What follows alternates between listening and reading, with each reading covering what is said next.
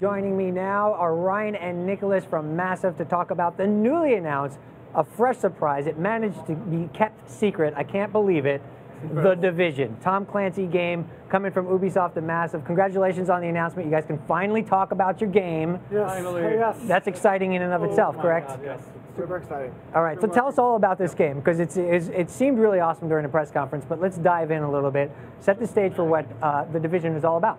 Okay, so first of all, it's an online open-world RPG game, and it's set in this very fragile society that we're living in. You know, we have our very comfortable lives with all our you know, the food in the refrigerators and all those things.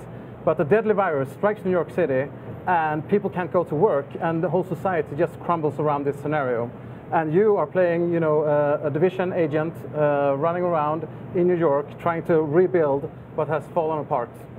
Okay, now obviously we saw, you know, what's interesting about this was the atmosphere to me that came across. You guys took a lot of time to set up this scenario. Talk about why that is such an important element to this game and what about it is going to make it stand out. Yeah, we wanted to make sure that it felt like we got across the fact that it's a dangerous world when you start the game in the Division. So it's all around New York in a lot of different areas, a lot of different iconic areas of New York, and we want to get that feeling across before we jumped into a fight and showed you some of the combat. So this is an example of just coming across some content, so the players actually find what would be a group encounter, but they decide to continue on to the police station, which is going critical, as you saw earlier on the map, to kind of basically re-secure that for the area from some Bratva thugs, some Russian thugs in the police station.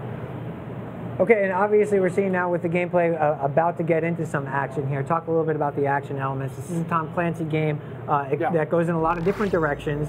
So where does this one land in terms of its pacing? Well, yeah, it's something kind of new, because we are merging basically classic Clancy with you know, tactical combat.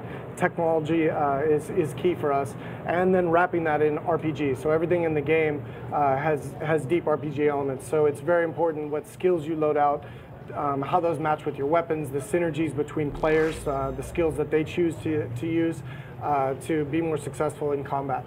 And we also are a cover-based game, so cover and tactical positioning is important.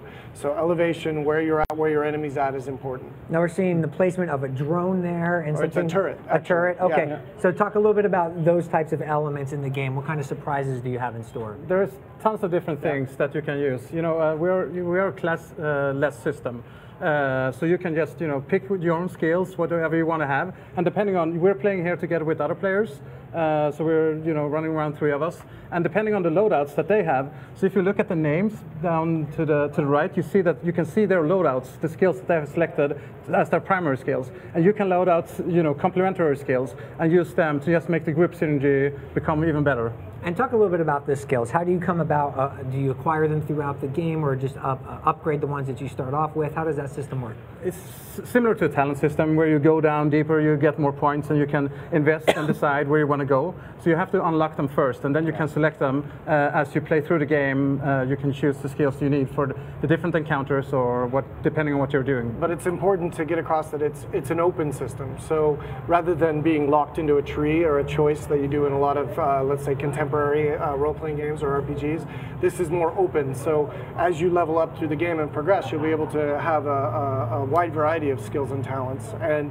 depending on what you're playing and who you're playing with, you can make choices based on that to maximize your synergies. We're seeing a lot of environmental destruction here. The individual lights on the cop car were getting blown out. How deep does this game go in terms of immersion? We try to do as much as we can, you know, just to make it, you know, the power of the next generation consoles makes it possible to do a lot of these things that are very expensive before. Yeah. But not matter, we also have something, it's the dynamic content system, which basically means that when you're running around, the content is spawning dynamically, so each playthrough is different, which means that helicopters and stuff running around. Part of the game, it's atmosphere. Our rides here. So you can just use I completely lost it due to the helicopter. But you're running around in the world, and you see new content every time. And you never know what's around the next corner, if it's a friend or a foe, or if, you know, it's a new event you have never seen before, or maybe it's the item you've been looking for all week. Okay, well, Ubisoft announcing brand new games at the end of its press conference is becoming a trend. Congratulations to you guys on this exciting new announcement. Looking forward to seeing how it develops, and have a great E3. We appreciate you guys stopping by. Sure. Thank you.